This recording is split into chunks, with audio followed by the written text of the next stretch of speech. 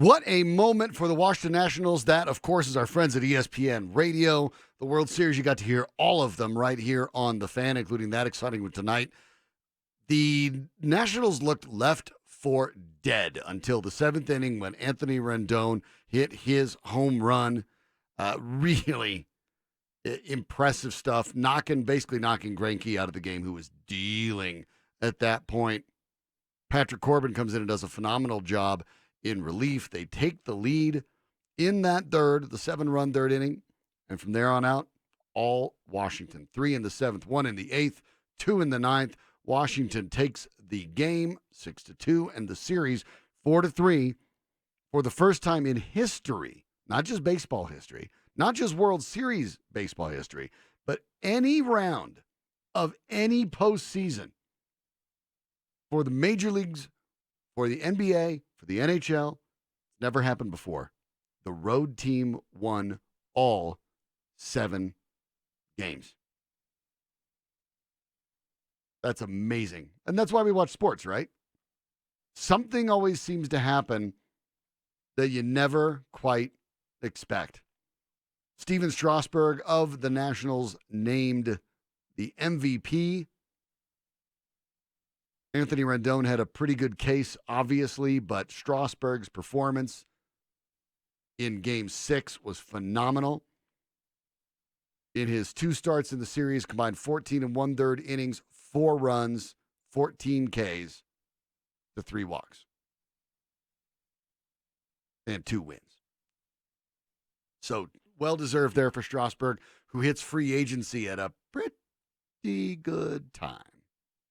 Strasburg, a free agent after the year, as is teammate Anthony Rendon, arguably the 2 most impactful players, along with youngster Juan Soto, who just looked like he is going to be all sorts of special. So great series. Tons of fun to listen to.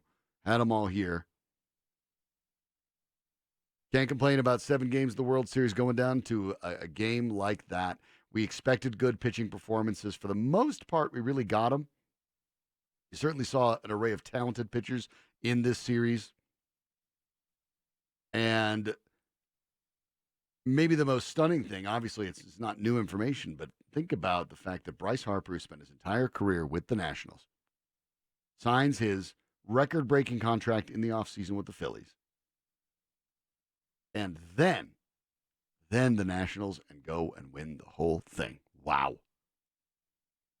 It really couldn't have worked out better. Yes, they lost their star. They would have liked to have kept Harper. But now, because they didn't spend all that money for Harper, they might be able to keep Rendon and Strasburg and stay with the original budget plan.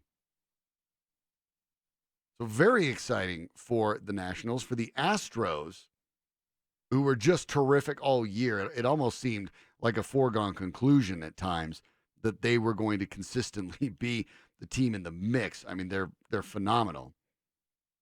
But Justin Verlander is 36. Zach Greinke is 36. A couple of their important relievers, Joe Smith and Will Harris. Harris had a bad outing tonight. 35 each. Both of their catchers, Chirinos is 35. Maldonado's 33. Yuli Gurriel is 35. Even you look at some of the guys that made a difference there in Reddick, he's 32. Brantley's 32. Did we see the window open and close already for the Astros? I don't think we necessarily have. A lot of really good players still in their prime for Houston.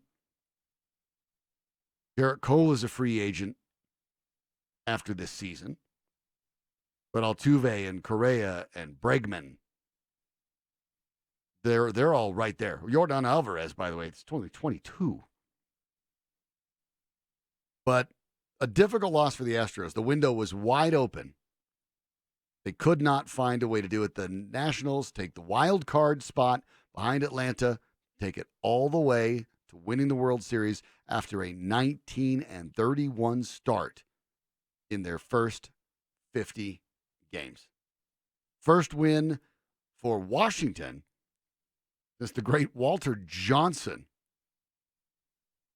delivered a World Series to the nation's capital back in 1924. This team, of course, is the former Montreal Expos. Doesn't help the Expos at all, or anybody in Montreal. But a great story. A lot of fun in the series. It's great to see it. Had a great time watching it. I hope you did too. The Broncos have a interesting game in front of them. I don't say critical game because they don't really have any critical games left. They're 2-6. They're not going to make the postseason. But it's an interesting game. Brandon Allen is the new starting quarterback. Brett Rippon is expected to be the backup. Drew Lock is expected to stay on IR. I think that's a bad idea. I think more than a few people think that's a bad idea. Very few people understand why it's happening. The Broncos haven't been all that forthcoming about explaining it, except to say, oh, he's not ready. Then people follow up. Physically ready? Oh, yeah, he's physically ready. Okay. Obviously, virtual reality is not enough to get him ready for the game. I understand that. And maybe this is a one-week thing. Like I've said, I've talked about the start for Drew Lock should be. Talked about it at the end of September. After the Broncos started 0-4, the goal should be the Broncos should start Drew Lock against the Vikings following the bye. That could still potentially happen. Now, they've put themselves behind the 8 ball because they didn't want to activate him when he was healthy, when he could have been practicing and getting ready for that. They could have been ramping him up. But now we'll see. What fascinates me is the feedback from Broncos country. Whether it's on the RamosLaw.com text line here, 303-713-1043, whether it's been on my Twitter, whether it's been reading things, has been really consistent, and the consistent part of it's fascinating. Regarding Brandon Allen, fans seem to think, hey, that's fine. Let's see what he's got. There isn't this huge defense of Joe Flacco being mounted like I thought a lot of people would. It's not there. I think people are already ready to move on and say, all right, let's just see what Brandon Allen can do. Can't see what Allen can do, let's see what Rippon can do. Can't see what Rippon can do? Well, probably time to unleash Drew Lock. Flacco was not bad. Flacco was pedestrian.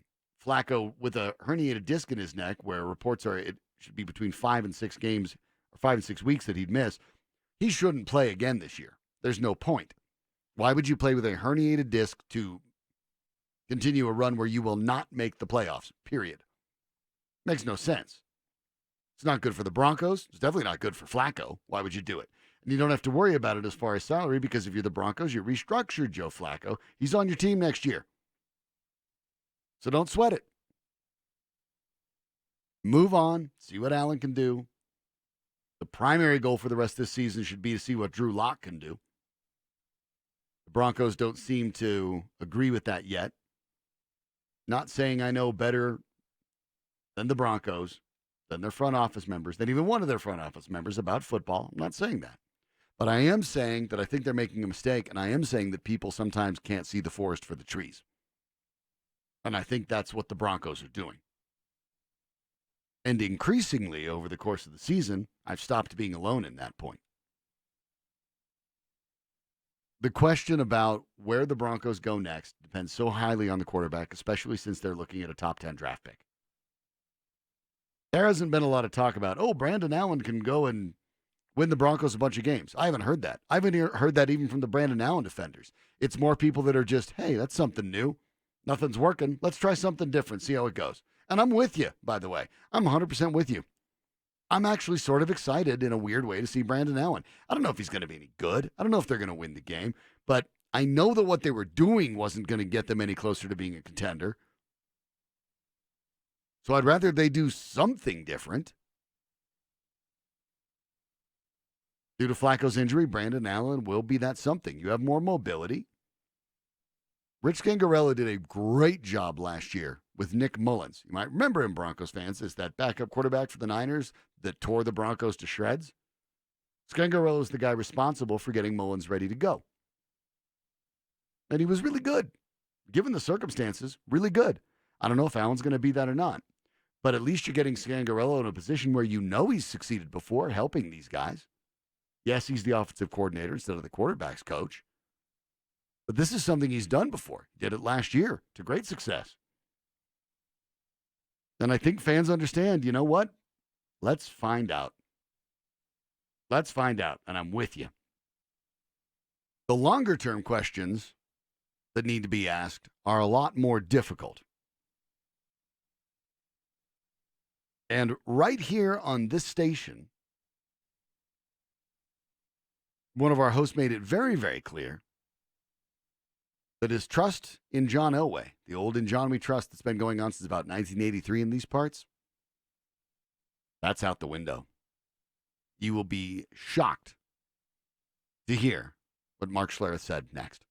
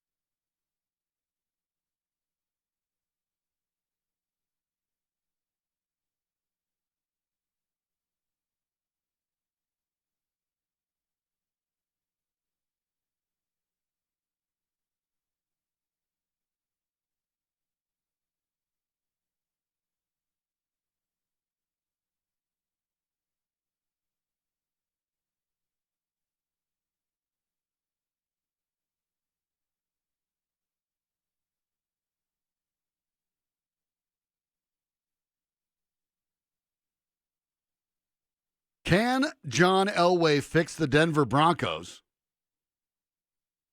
Obviously, he's responsible for getting them into the mess they're in. He's the general manager, right? It's pretty straightforward. So, Elway, guy that, of course, is won at all levels, not known for giving up, Mr. 2-minute drill. Obviously, things are very different up in the front office than they are on the field. But Elway has generally been successful. And I understand he landed Peyton Manning. And that was the biggest move he's made. Because after that, it becomes a little easier to recruit free agents, doesn't it? Now, the Broncos were able to do that, and then they find themselves in 2 Super Bowls and win one. Some of that, quite frankly, Elway gets credit for, and some of it, if not most of it, maybe should lie on the shoulders of Peyton Manning. Yes, Elway got Manning. But the idea that John Elway can fix it because of what happened before, I think a lot of us have questioned it. I've questioned it. But Mark Schlereth is on in the mornings with Mike Evans, of course, at this station. Also appears on television. Had a pretty straightforward message on FS1 today. Just turn the radio up a minute, about 90 seconds. Hear what he had to say.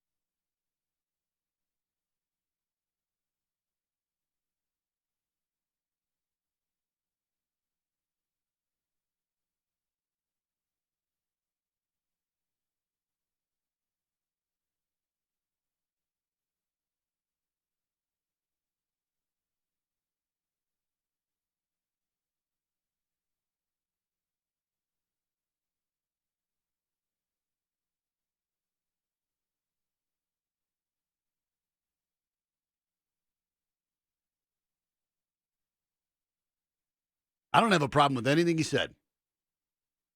And I'm glad Mark said it because, I can't say it because the station will maybe get a call or two. But the Broncos aren't going to run Mark out of Dove Valley, okay? Got him rings. So, yeah, he gets to say that stuff. But I'm glad that he's here to do that by proxy because he's 100% right on all accounts. Peyton, I've said this for years. Years.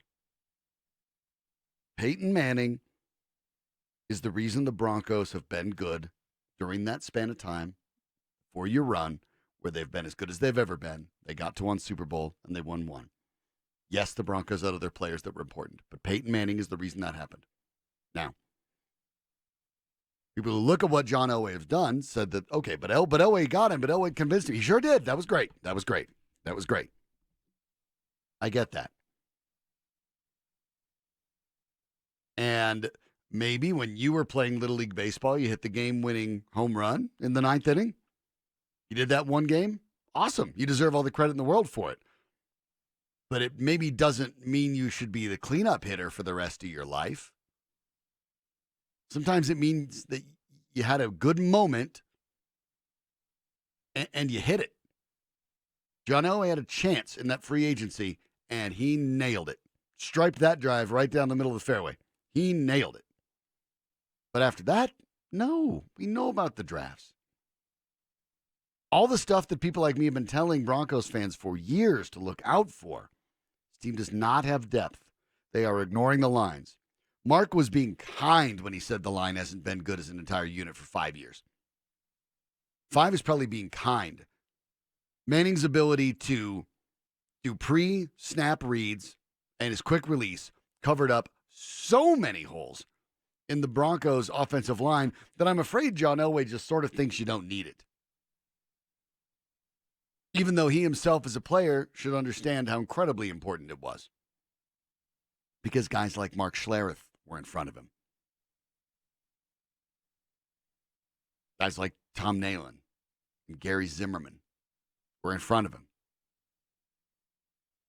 The Broncos have consistently neglected the offensive line under Elway, or they've been incapable of correctly identifying who can play and who can't. The Broncos, as I've tried to explain since I started this show a few months ago, were an outlier when it comes to winning a Super Bowl. When they won Super Bowl 50, they were fortunate to have one of the all-time greatest defenses, and they did. Okay? It belongs up there with the Doomsday defense and the no-name defense and the Steel Curtain. It belongs up there. That no-fly zone belongs up there. But it was an outlier. The Broncos' offense was atrocious. Most teams don't win the Super Bowl that way. The Broncos still, under Elway, seem to think, we'll just get, after he realized he can't seem to evaluate young quarterbacks. And I'll get into how that affects their decision-making on Drew Lock later. Elway seems to have understand, okay, I can't seem to evaluate young quarterbacks, so I'll just get veterans. Problem is, they're not exactly hanging around there. Manning, being a free agent, was one of the oddest situations in the history of the NFL. Here's a guy who hadn't missed a game, not one, until the year he hurt his neck, that he missed the whole season, and then a generational type talent in Andrew Luck came out, and they decided to move away from Manning, and Elway picked him up. Great. But that's not a method for success. You can't look at that and say, we'll just do that the next time. I'm sure the next year we could just grab Aaron Rodgers. No, you can't. Doesn't work like that. What the Broncos did with Peyton Manning is unrepeatable. It's not a strategy. Mark's 100% right. And it pains me to say it. It brings me no joy. But no, I don't think John Elway is the guy to fix this. I don't know who is. I understand that's embarrassing. I understand Broncos fans don't like hearing it. But this isn't like it just all of a sudden went bad this year. This has been in the makings for 8 years. It's just that Peyton Manning held back the flood. And when you look at it that way, you start to realize that if the Broncos are ever going to be the Super Bowl contenders that fans have basically expected them to be for roughly 30 years, Mark Schlereth is probably right. John Elway isn't the guy to fix it. And that's a hard lesson. It's a hard thing to learn. It's a hard thing to hear. It's not fun. But anything else ignores reality. What do you think? RamosLaw.com text line is 303-713-1043. Is John Elway the guy to fix it? If he is, let me know where Mark Schlereth was wrong. I can't find anything. We'll talk more about the Broncos situation and where it sits next.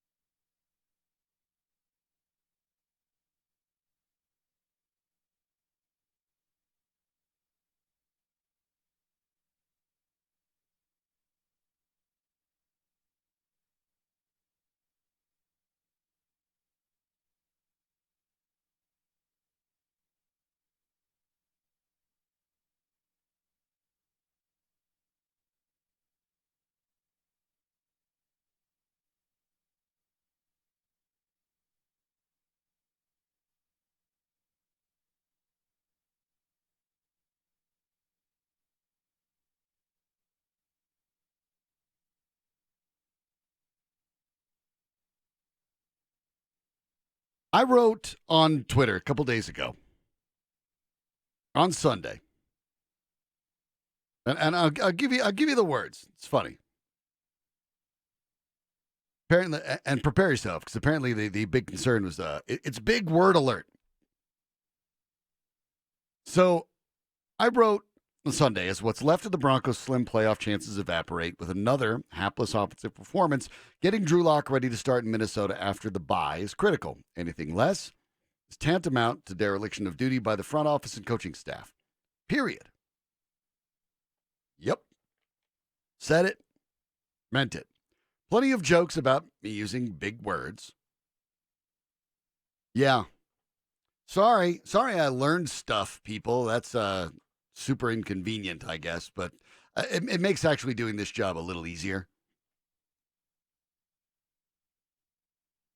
One of the responses, silly me thinking this was a calculated, insincere, melodramatic overreaction thrown out there to generate sports radio filler.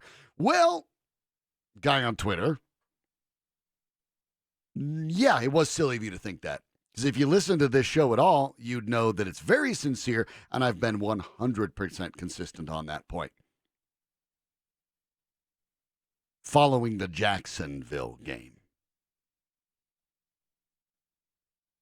Not now. Jacksonville game. So the idea is that John Elway is, why question John Elway? He won a Super Bowl. Okay. He didn't, with all due respect, he didn't play in that Super Bowl. Peyton Manning, Chris Harris, and Von Miller, Derek Wolfe, and all those guys played in that Super Bowl. They won the Super Bowl. Gary Kubiak coached the Super Bowl. He won the Super Bowl. Let me talk about how silly that is. When the Broncos won their back-to-back Super Bowls, 97-98, when John Elway were quarterback, Super Bowl 32 and 33. I would love somebody. The RamosLaw.com text line is 303-713-1043. My Twitter handle is SDrotar, SDROTAR. Somebody, don't look it up. Don't look it up. Somebody text me and tell me who the general manager was. I'll wait. Somebody tell me how the general manager of the Broncos in that time, of course, is one of the most significant people in history for the Broncos because he won 2 Super Bowls, twice as many as John Elway as a GM. I don't have to look it up because I know, because, I study things for my job. Guy on Twitter. Can I say it, or do I got to stay quiet too? You think you know it? I think I know it. I'll come to you in a minute then. Okay. Kevin Kistner thinks he's got it. I could see him through the window, so I know he's not Googling it. And think if it was after the night, it was February of 1998, February of 1999, after the Broncos won Super Bowl 31 and 32. Or pardon me, 32 and 33. Tell me how silly it would have sounded if we were all talking about the GM and how he can't possibly be changed out. Because look at what he's done as a GM. Look at the people he signed. And there's a lot of you going, Mike Shanahan. Nope. Go look at the org chart. Go look at the old media guides. The Broncos still have them up. They had a general manager. Wasn't Mike Shanahan. Shanahan had a lot of input. Gary Kubiak, by the way, had a lot of input on the Broncos too during the Peyton Manning era. During those last few years, in his year. A lot of input. Well, the bright side is you could have done the same thing. You could have said, this one's for John. Kevin, you want to let him know who it was? Well, actually, I was going to say Mike Shanahan, too. Nope. So now John Beek. Couldn't tell you who he was. I'll be honest with you. Well, we should be the guy we're celebrating as the great general manager that won 2 Super Bowls for the Denver Broncos, shouldn't we? John Beek was the Broncos GM. So let's stop acting like the GMs win games. They can put their teams in positions to maybe win games. They don't win games. Kevin's as big a Broncos fan as I know. You didn't know who that was.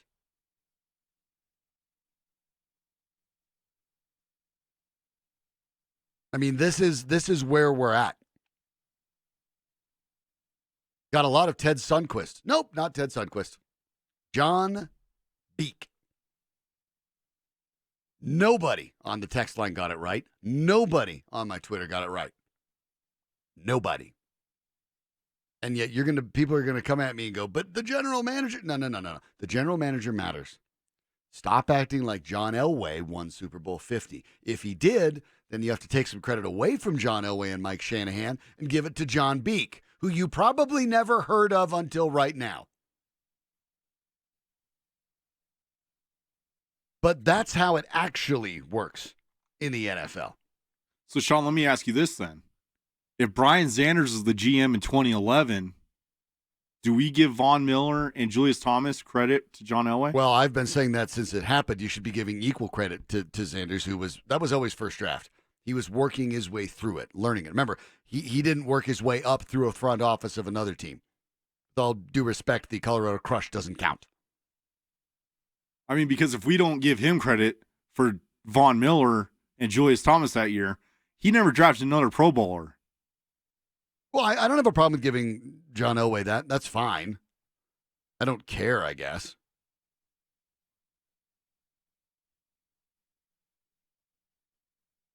But there you go. John Beek, by the way, in case you think he was just a guy that went in between, he was the Broncos GM from 1984 through 1998 and retired after they won Super Bowl 33. With a career record of 152, 86, and 1, 5 Super Bowl appearances, and 2 wins. And yet, nobody seems to know who he is. So with all due respect to John Elway, who is for good reason the most beloved athlete who's ever played in this town, for good reason, let's get some perspective here regarding the general manager and the credit they deserve. The self-promoters, your Jerry Jones, take all the credit for it. John Elway, by the stature of his persona in Denver, gets a lot of credit for it. But I remember those Super Bowls. We weren't talking about John Beek's legacy leading up to the Super Bowls. We weren't talking about John Beek after the Super Bowls.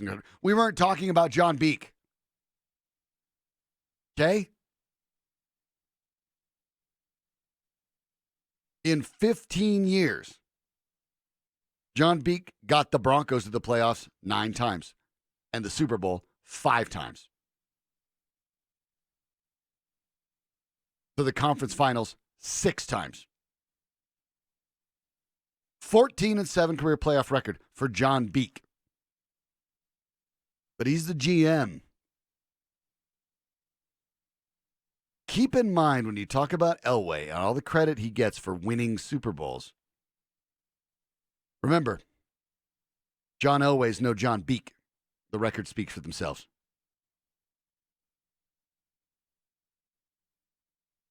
As the Broncos get ready to start Brandon Allen, we'll talk about what you can expect as the Browns come into Denver to face, well, a team that uncomfortably might be after their crown, such as it is. I'll explain next.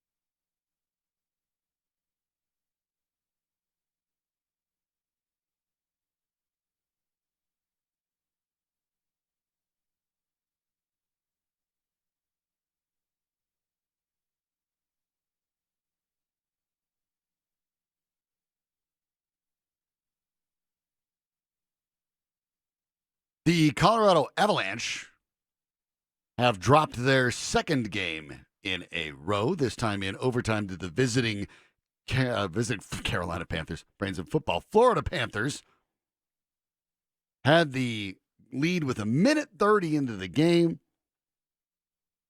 And then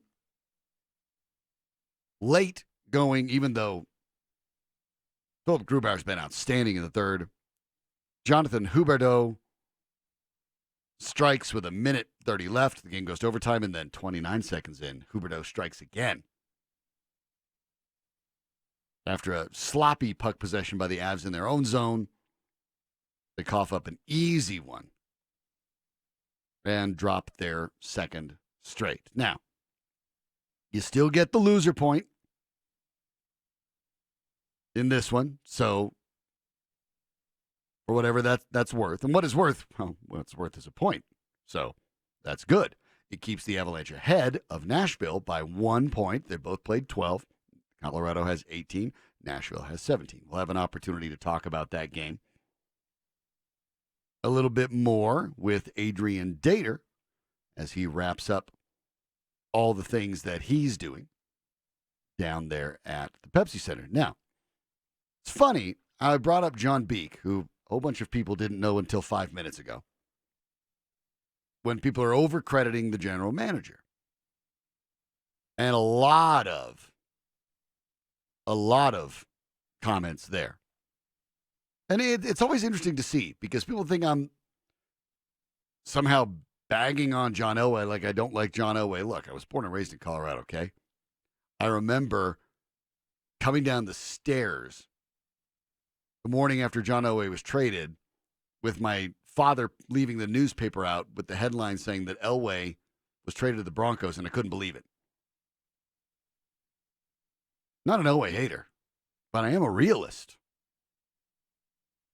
And besides signing Peyton Manning and then being able to get the free agents that wanted to follow Manning to sign on the dotted line, which is a skill, don't get me wrong. By and large, Elway's tenure's been kind of hit and miss as being nice. It's been bad. The Broncos have been bad. They hung in there. After winning the Super Bowl, they hung in there for 1 year. 9-7. Still only good for third in the AFC West. They haven't finished higher than third since Peyton Manning retired. So you can go 9-7, yeah, but they had a winning record. No, but there you go. Okay? At 9-7, it was good for third place. John Elway's first year, 2011, they were 8-8. And everyone will argue, well, they weren't very good before, and then Elway picked up Von Miller, and so they got good. Okay. Without Peyton Manning, John Elway's history as a GM has one winning season to its credit. That's with Gary Kubiak coaching the 2016 team and Trevor Siemian as the quarterback. And they went 9-7, and they still finished in third place. Minus Peyton Manning. I understand the Broncos won the division in 2011 with Tebow at quarterback, but that was at 8-8. Since Peyton Manning retired, third place, fourth place, third place, fourth place in the AFC West. By any measurement, that's bad.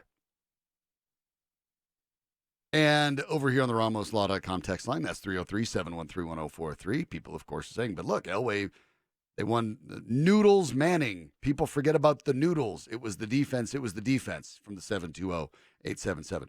Winning the Super Bowl that year? Sure was. The previous years when they set all sorts of offensive records, maybe not the defense so much. I said in that segment, the Broncos defense in 2015 is an all-time great. No-name defense, steel curtain, doomsday defense, you name it. 46, they're in there. Okay? So enough with that.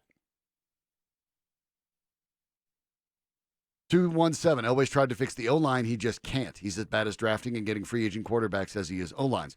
Schofield, Bowles, Sambrailo, Watson, Valdir, etc.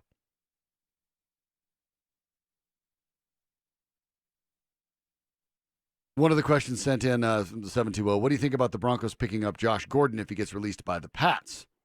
No, thank you. What's the upside there? Isn't he going to IR? He goes to IR, but there's a weird sort of thing where if the Patriots cut him with an IR type setup, he can land somewhere else and potentially play again this year. No, I don't want any part of Josh Gordon. Look, if the Patriots can't get Josh Gordon right, Josh Gordon's not getting right. Also from the 720, by no means am I a Garrett Bowles fan, but he's played every game for the last 3 years. Even though I might have a lot of issues, at least he's a body that plays versus Juwan James, who doesn't even have 20 snaps played this year. That's not true. You be nice to Juwan James. He has 32 snaps. That's way more than 20. 32 snaps.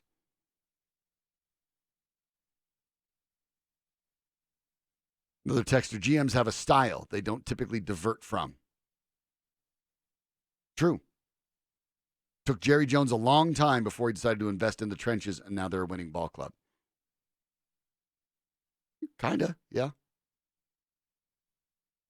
303-946. Elway needs to hire a GM and be a hands-off VP of football operations. Also, after 3 losing seasons, Joe Ellis is in jeopardy of the NFL forcing the trust to put a permanent owner in place. And that is where it gets interesting. The ownership situation has a lot to do with it as well. Whole bunch of people guessing Ted Sundquist during the Broncos Super Bowl wins with John Elway. All of you are wrong.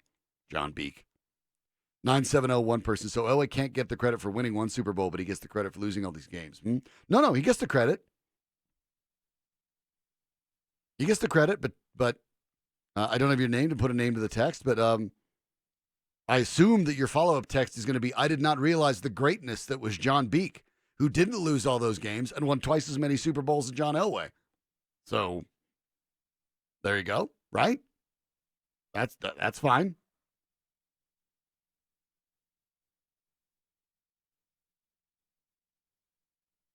Cuban Betty said, always thought I grew up in Elway's Denver. I should be calling it Beekman's World.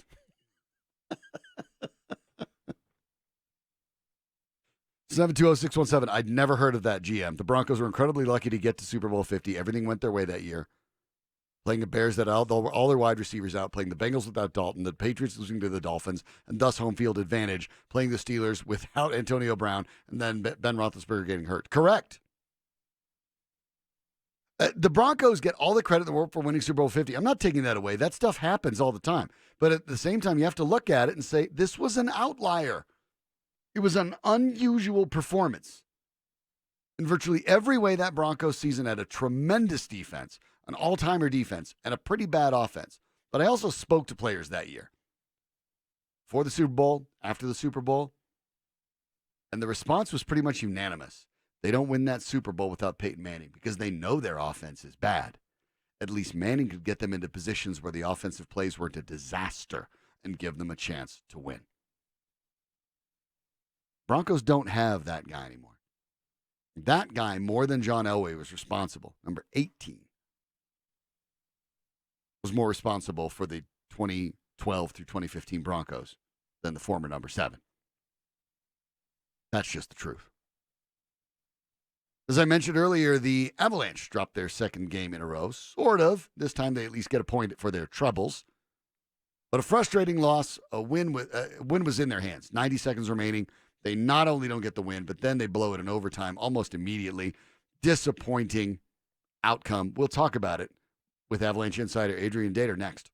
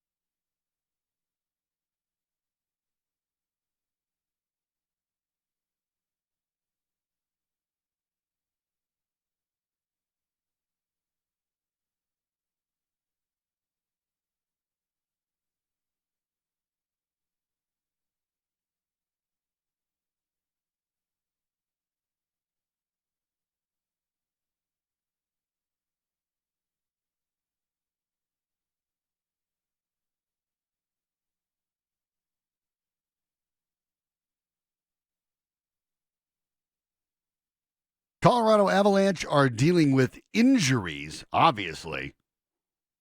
Nathan McKinnon is the last man standing on his line. And they fall tonight 4-3 to the Florida Panthers in overtime. Our Avalanche insider, Adrian Dater, joins us courtesy of Bud Light.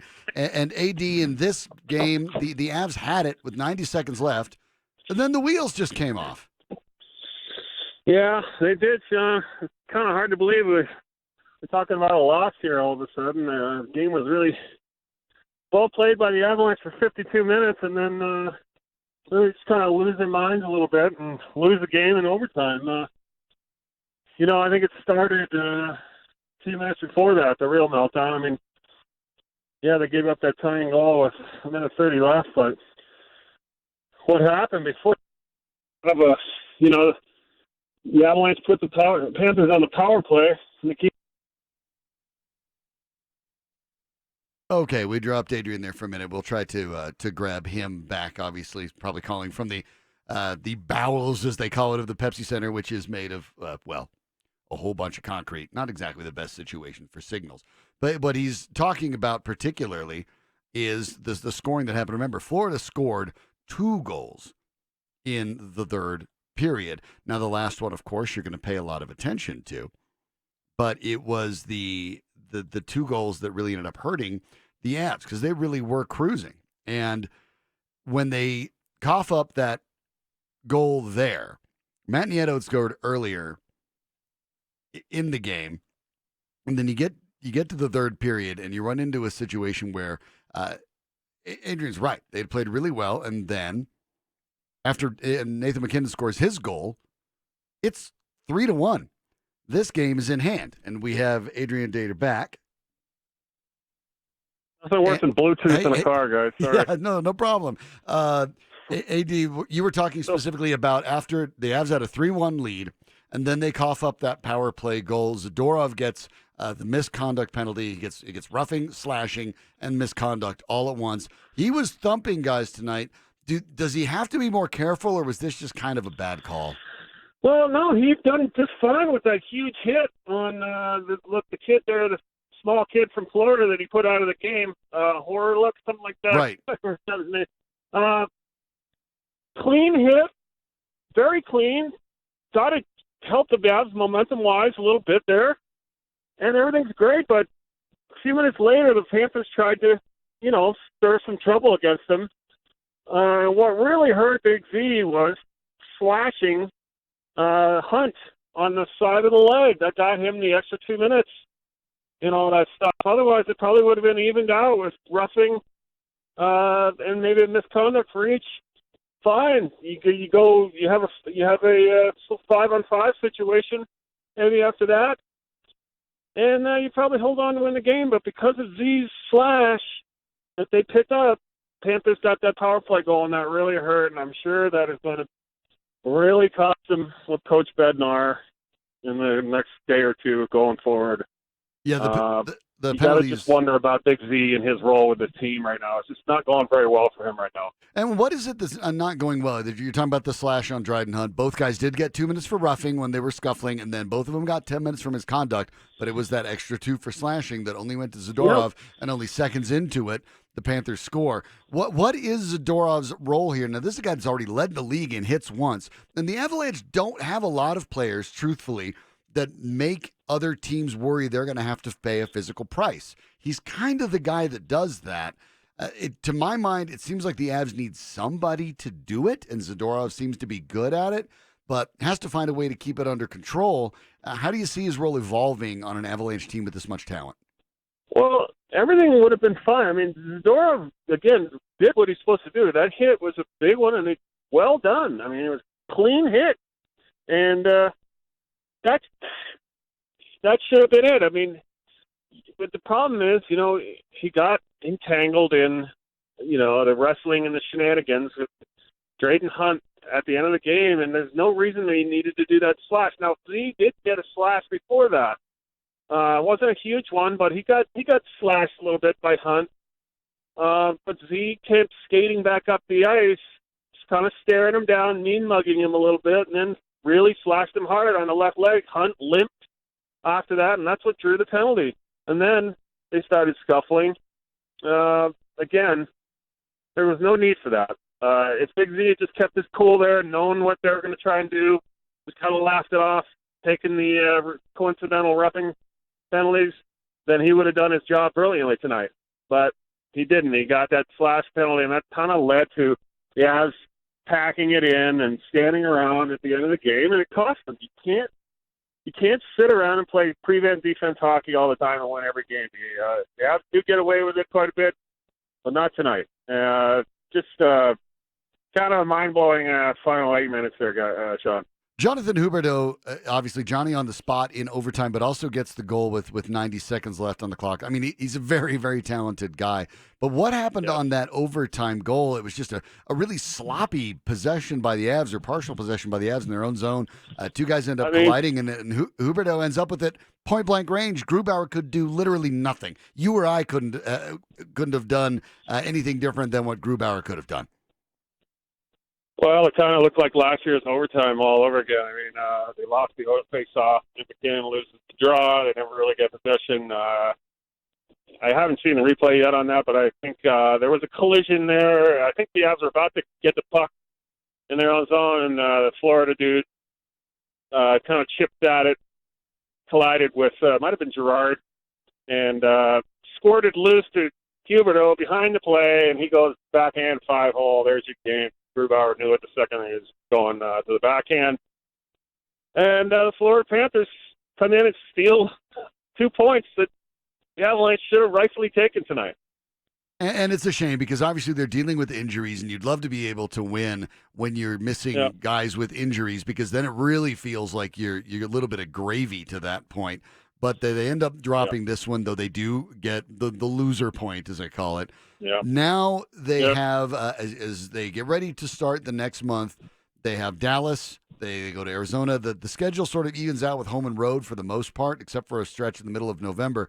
And for this team now, with Landeskog out, with Rantanen out, is there anything that we know about those two guys, and what does it mean going forward for the next week or two? I mean, no, we don't know anything concrete on either guy.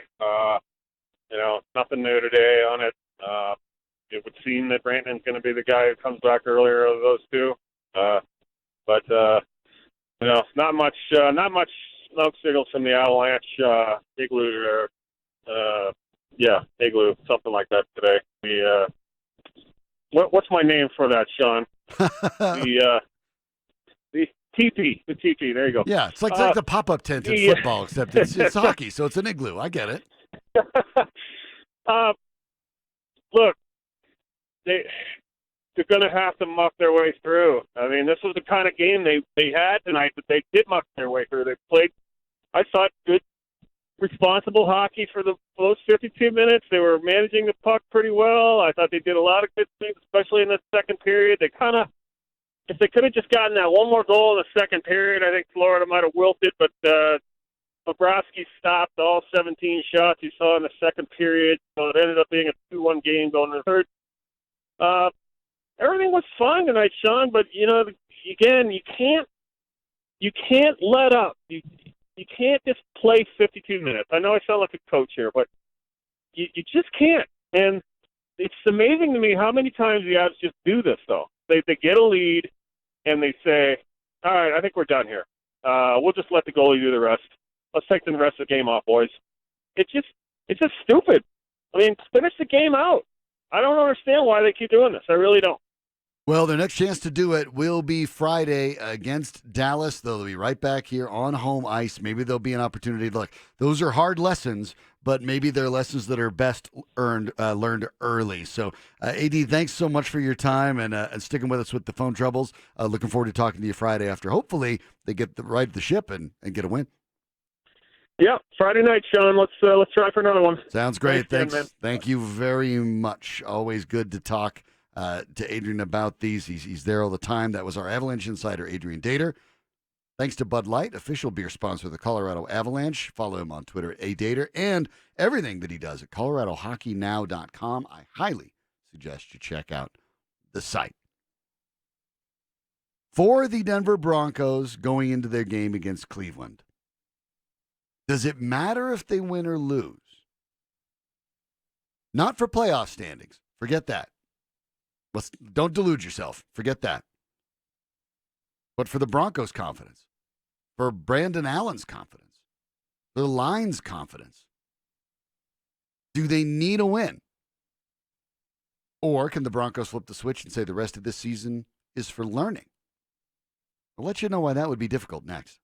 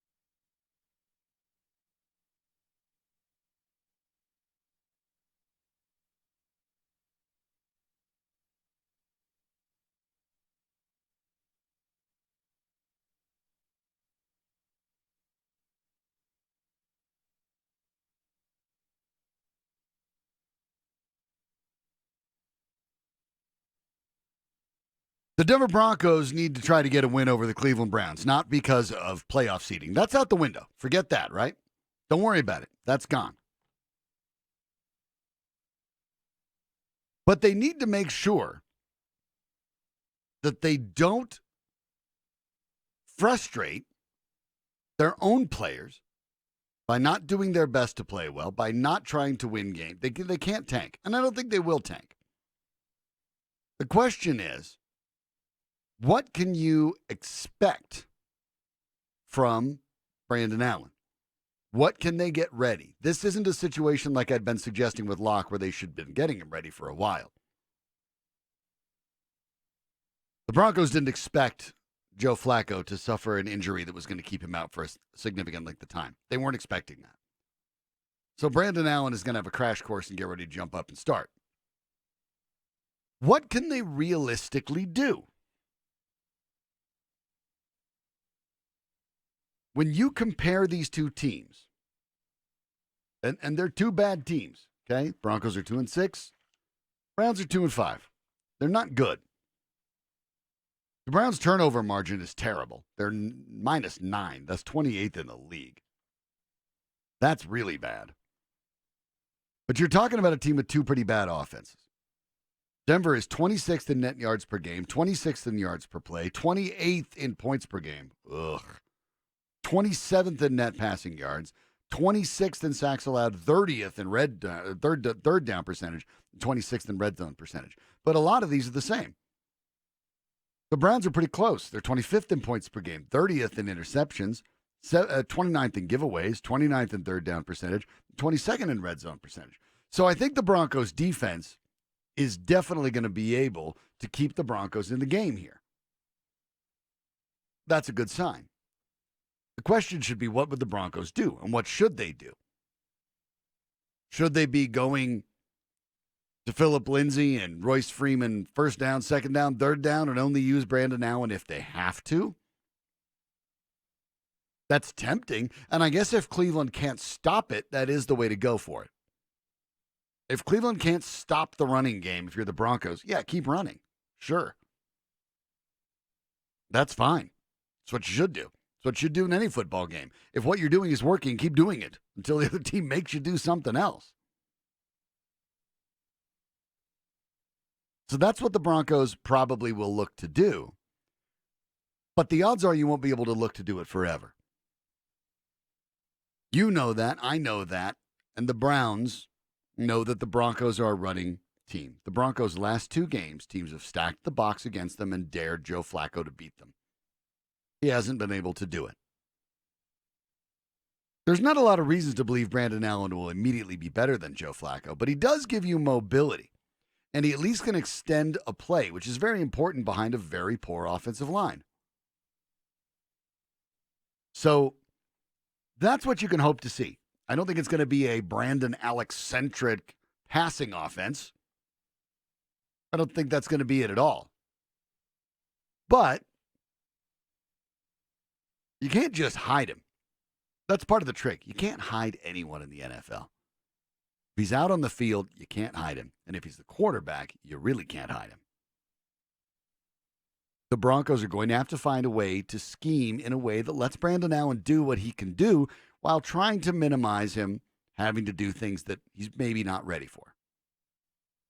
He's 27 years old. He's drafted in 2016. Has yet to take an NFL snap.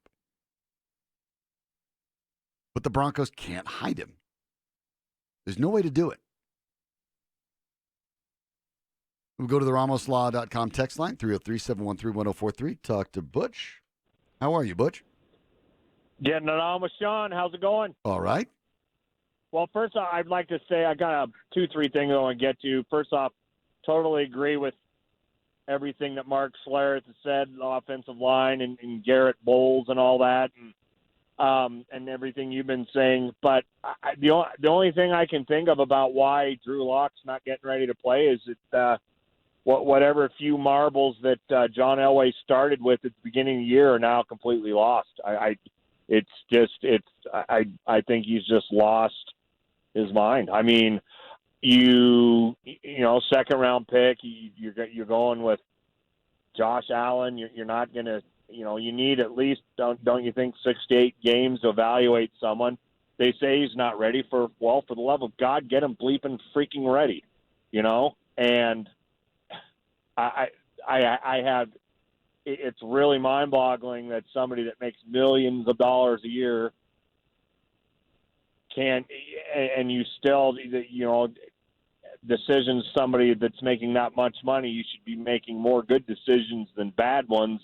I mean, look at the New England Patriots. When's the last time the New England Patriots drafted better than 27th, 28th? And it's been a while, I know they yeah. have Brady, but they have a good offensive line and talent every single year. It's not all just Tom Brady. That's a large part of it, but he doesn't play defense for them. He doesn't block for himself. No, I mean, we were told saying? specifically by his wife that he can't throw the ball and catch the ball at the same time. Right, but I mean, yeah, exactly. But and you had the Andre Ware, Peyton Manning, Emmanuel Sanders, et cetera, et cetera. But I mean, just to kind of summarize, John Elway, the recruiter, John Elway, the come here guy, don't go there guy, cannot and has not made up for John Elway, the decision maker. And it's not just draft picks, it's coaches. I mean, it's getting rid of the wrong players and keeping the wrong players. I mean, drafting is a huge part of it. Why Drew Lock's not practicing? You're going to go in next year with, and I said before the beginning of the year, I'd be shocked if Joe Flacco made it through the year without being injured with this offensive line. I was hoping I'd be wrong. And so you got him frustrated. And another reason why I think John Elway's lost his marbles is what he said at the beginning of the year about a guy that's in his prime. Joe Flacco he was in his prime when Raheem the Dream Moore quit running and jumped up for the ball. He might have been in his prime then. He's not in his prime now. Yeah, I get where you're getting at, Butch, and I think you're right. It is not that John always lost his mind. I don't think that's right. But I think what you're looking at is some of the confusion in delivery is corporate speak or spin, right? That's part of it. And you'd expect it to be part of it. If Elway knows he doesn't have the quarterback at all, and you can land at least a name brand in Joe Flacco, of course, how are you going to sell that to Broncos country? You're going to say, oh, he's got plenty of prime years left. Trust me, I'm John Elway. I would know, right? I expect that. That's the salesmanship. And that's what I expect. A lot of GMs do that. I'm not bothered that Elway did that. My bother is it seemed like Elway actually bought into it. If Elway knew full well, look, Flacco's barely hanging on. I don't even know if we can get him through the season. He's had the worst yards per attempt in the last 4 seasons in the NFL. But, hey, I got to sell this to the season ticket holders, so we got to sell all those seats, right? So you got to find a way to put the spin on it. I expect that. I know that's how the sausage gets made. It doesn't bother me. But what I think is happening here with the Drew Lock situation is quite frankly a little simpler than that. I think the Broncos got caught with their pants down because the one point, Butch, that I think you completely nailed. If Drew Lock isn't ready, then what is the job? What is the front office and coaching staff doing? Get him ready. That's your role. John Elway traded up to get Drew Lock in the second round. Get him ready. And they have missed their opportunity to do so already. They could have been active and practicing with the team. They chose not to because they think that somehow down the road Theo Riddick was going to be a better choice. You got to be kidding me. They should have activated him the second he was ready to go and got him practicing because you're exactly right. That's the job. If you've acquired a player that isn't ready, get him ready or get rid of him. That's the role for the coaching staff and the front office. If they're not doing that, that's a problem.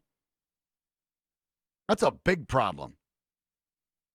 When it comes to player acquisition, starting to see the halfway point, lists of Rookie of the Year candidates. Where's Noah Fant on that? I'll tell you next.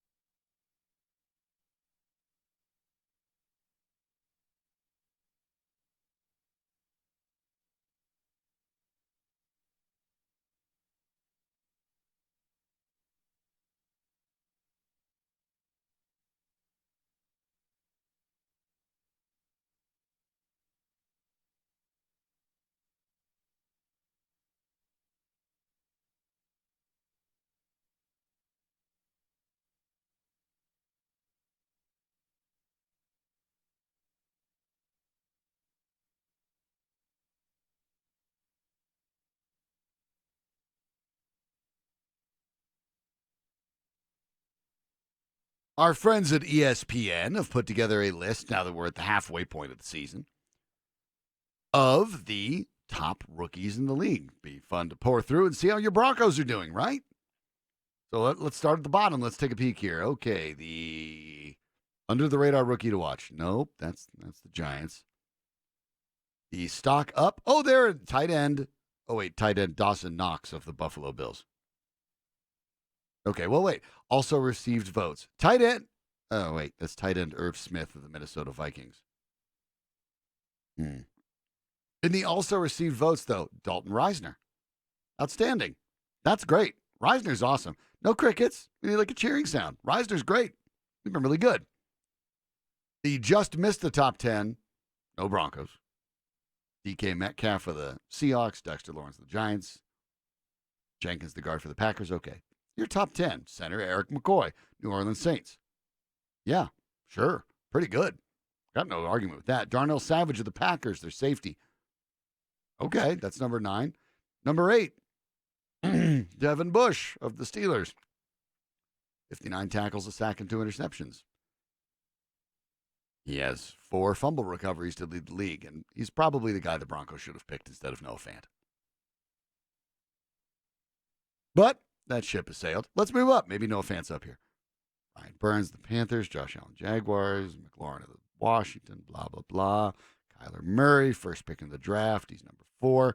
Second best quarterback. Best quarterback. That's right, and it should be. Gardner Minshew. Number 2, Josh Jacobs of the Raiders. Number 1, oh yeah, that makes perfect sense. Nick Bosa of the 49ers. So, no Noah Fant out of the 13 they picked out of the top 10 and just missed. And then of the 7 more, so out of the top 22 rookies that they listed, 1 Bronco, Dalton Reisner. 2 other tight ends are ahead of Noah Fant.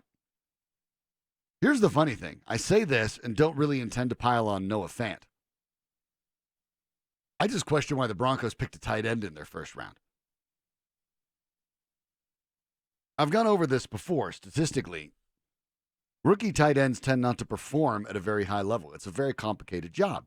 You're half offensive lineman, half receiver. It's a tough spot.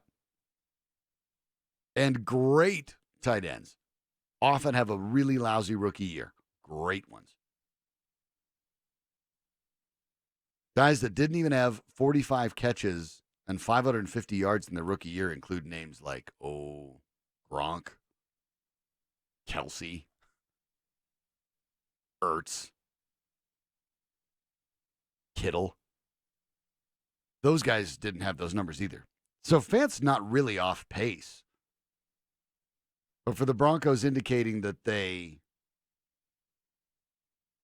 wanted to win immediately, seems like you could get a tight end. You could have gotten Irv Smith Jr. You could have gotten Dawson Knox. You could have gotten him outside the first round.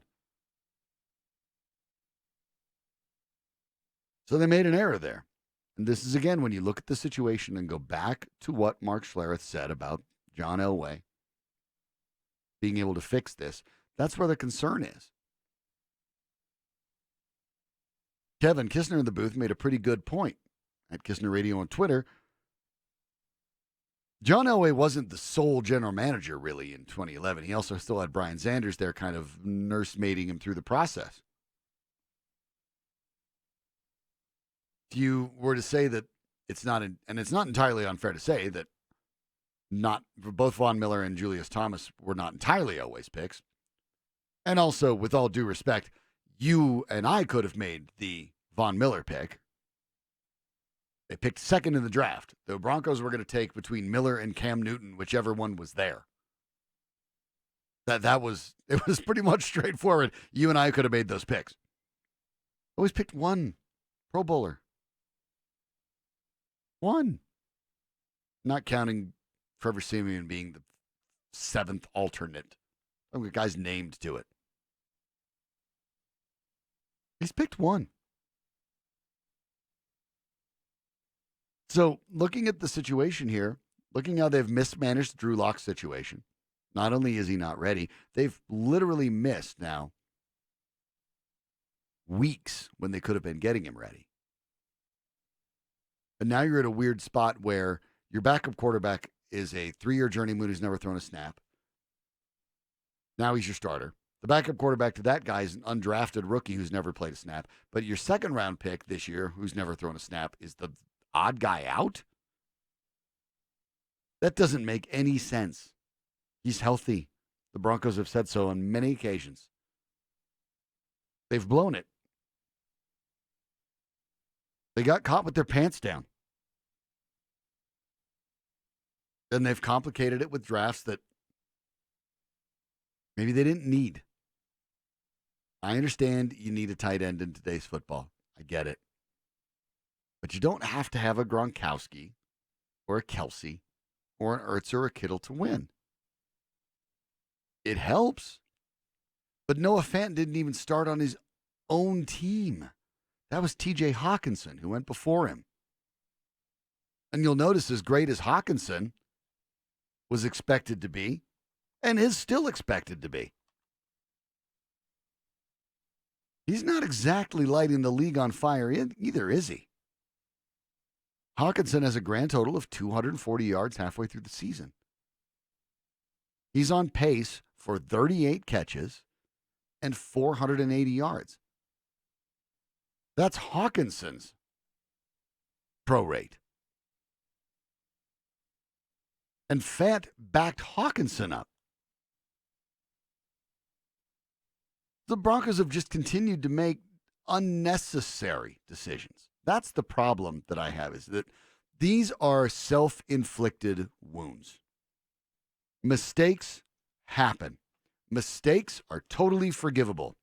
It's very hard to evaluate NFL players. It's very hard to manage the draft process. It's very hard to manage the salary cap. I'm not saying it's easy. I'm not saying I could walk in there and do it. I can't. But that's not my job. That's their job. And if you're going to be responsible for managing those processes, you have to understand what you're getting into. And you have to be able to look at your failures and understand why they happened and take actual steps to ensure that they don't happen again. You can't just go, oops, it happened, no big deal. You can't. You can't afford that. You have to be able to look at it and say, this is why this happened. This is why it can't happen again. This is how we're going to fix it. And the Broncos keep making the same mistakes. There are mock drafts all over the place that have the Broncos picking a wide receiver with their first pick, maybe Jerry Jeudy from Alabama. I imagine there are some people out here listening to going, oh, wow, that's exciting. But it's not. It's like putting a hood ornament on a Pinto. You have to have an offensive line. That's your engine. You have to have a quarterback. That's your driver. If you don't have that and you're getting a receiver, what are you doing? You're building it backwards. And that's what we've seen for the Broncos. Throughout Elway's tenure, pretty good corners, pretty good receivers, not very good lines. They've got to get it fixed. I can't wait to hear Mark in the morning. It's going to be a lot of fun. This World Series has been fun. It's been fun following it all week long, part of last week. Hope you enjoyed it. I know I did. When we get back tomorrow, we'll follow Thursday Night Football and really start getting into the nitty-gritty of the Browns and the Broncos. A game that is probably not going to win beauty pageants, but might end up being pretty entertaining. For Kevin Kistner in the booth, my name is Sean Drotar. Thank you to Adrian Dater for joining us. Of course, thanks to everyone who called, texted. Appreciate you. I'm Sean Drotar. This is the Fan Late Night on Denver Sports Station, Sports Radio 104.3, The Fan.